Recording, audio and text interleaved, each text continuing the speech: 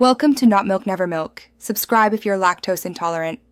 In this video, I will explain how to open your Volkswagen Jetta key fob. First, gather your tools. You'll need a small flathead screwdriver and a new CR2032 battery. Make sure you have a clean, well-lit surface to work on.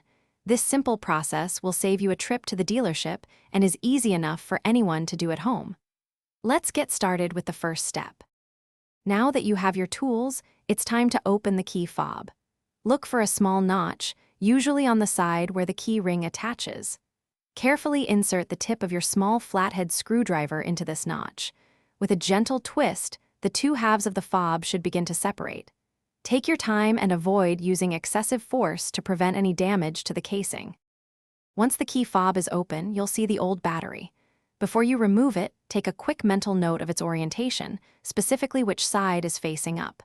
This is usually the positive side. Gently pry out the old CR2032 battery.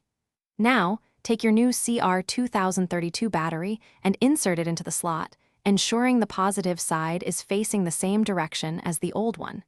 It should fit snugly. With the new battery in place, it's time to reassemble your key fob. Carefully align the two halves of the fob, making sure all the internal components are properly seated. Gently press the two halves together until you hear a satisfying click, indicating they are securely fastened. Test your key fob to ensure it's working correctly. Before you go, remember to check the description below for a link to a fantastic book that can truly change how you think about money, as well as other helpful deals we've found for you. Thanks for watching. Thanks for watching. If this was helpful, leave a like and consider subscribing. See you next time.